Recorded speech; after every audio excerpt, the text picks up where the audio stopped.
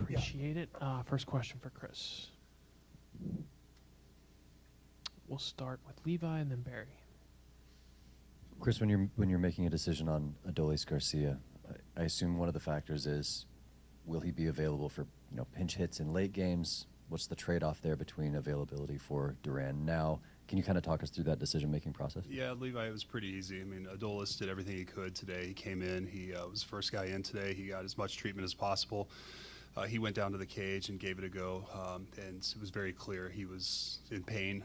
It's not something that's going to get any better over the next 5 to 7 days. In fact, I think it would be a more significant timeline if this were the regular season. So made the decision pretty easy. Go to Barry and then Evan.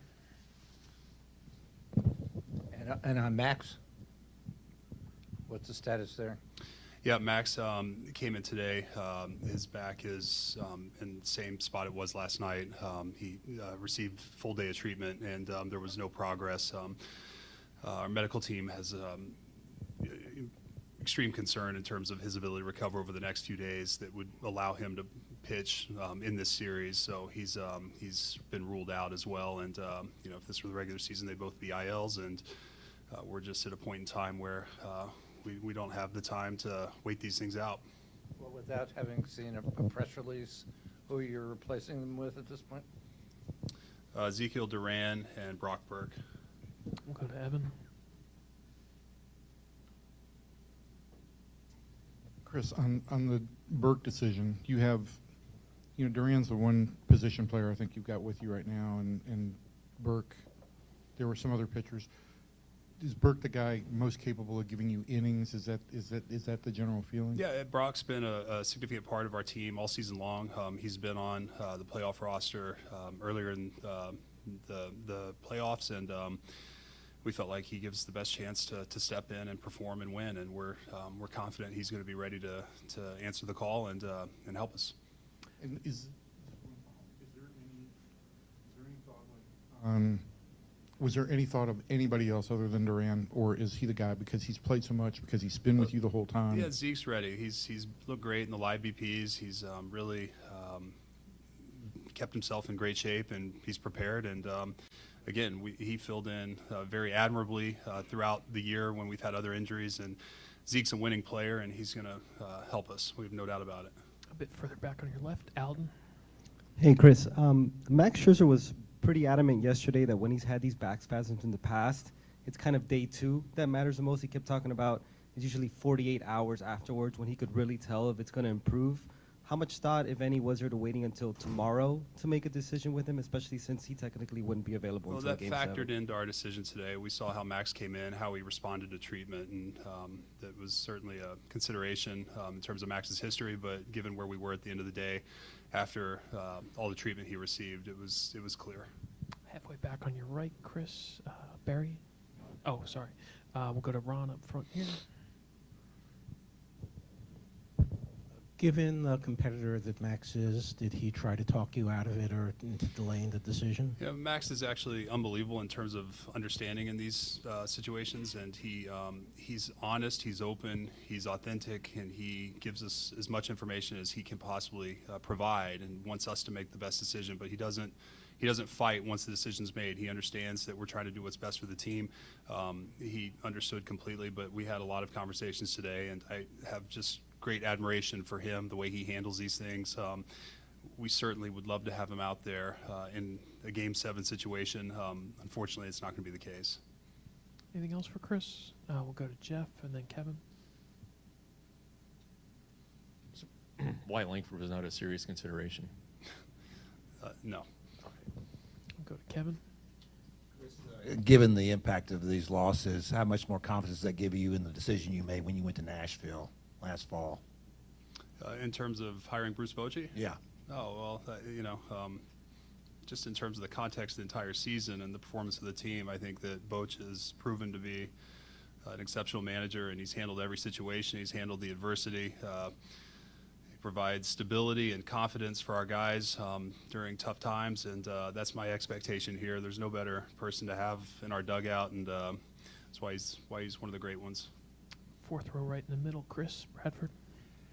Chris, obviously there's no way to paint it as good news to lose two guys of that stature at this point, but how much solace can you and the guys in the clubhouse take from the knowledge that you have had to face these kind of obstacles almost constantly all year, and the team has always seemed to respond? Yeah, it's been a theme of our team. It really has, and it's kind of a next man up mentality. Our guys don't feel sorry for themselves, and I love that. That's a true characteristic of the Texas Rangers, and proud of that, and I'm sure the guys will respond in the same manner that they have all year. Anything else for Chris? We'll go in the back with Nui. What was your conversation like with Adolis? How's he taking the news?